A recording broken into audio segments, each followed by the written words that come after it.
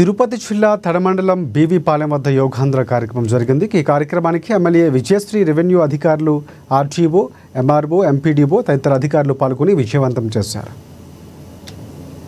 21st అనేది 11th international day of yoga 2025గా celebrate చేసుకుంటున్నాం. మన ఆనరబుల్ ప్రైమ్ మినిస్టర్ గారు ఆయన డే 1 నుంచి ఆరోగ్యంకి ఎంత ప్రియారిటీ ఇస్తున్నారో మన అందరికీ తెలుసు. సేమ్ ప్రైమ్ మినిస్టర్ గారి లైన్స్లో మన ఆనరబుల్ చీఫ్ మినిస్టర్ గారు ఎప్పుడు కూడా యోగాకి చాలా ప్రియారిటీ ఇచ్చారు. ఈ 1 month నుంచి ఎవ్రీ డే మన జిల్లా మొత్తంకి 5,000 మంది రోజు ట్రైనింగ్ మన ముఖ్యమంత్రి శ్రీ నారా చంద్రబాబు నాయుడు గారు ఈ యోగాంధ్ర అనే కార్యక్రమాన్ని తీసుకొచ్చి ప్రతి ఒక్కరూ ఉదయం యోగా చేస్తే మనకు ఎన్నో స్ట్రెస్ ఉంటుంది, ఎన్నో అంటే రకరకాల పనుల వల్ల మనకు మైండ్ స్ట్రెస్ ఉంటుంది, ఫిజికల్ స్ట్రెస్ ఉంటుంది.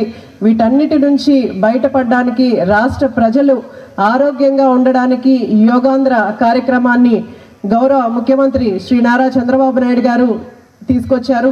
దీన్ని సపోర్ట్ చేస్తూ మన నరేంద్ర మోడీ గారు కూడా 21వ తారీఖున 5 లక్షల మందితో యోగా కార్యక్రమాన్ని నిర్వహించబోతున్నారు వైజాగ్లో. ఇది మనకు ముఖ్యమంత్రి గారు మొన్న మీటింగ్లో కూడా చెప్పడం జరిగింది. ప్రతి ఒక్కరూ ఉదయాన్నే మన కోసం మనం సెల్ఫ్ ఇది ఇచ్చుకొని మనము యోగా ప్రతిరోజు చేస్తే, ముఖ్యంగా ఆడవాళ్ళకి ఫిజికల్ ఫిట్నెస్ కోసం మనకు హాస్పిటలైజ్ అవ్వకుండా ఎన్నో ఆరోగ్య సమస్యలు యోగా వల్ల తీరుతాయి. అంటే హాస్పిటలైజ్ అవ్వకుండా మనకు ఎన్నో సమస్యలు సాల్వ్ అవుతాయి. ఒక డాక్టర్గా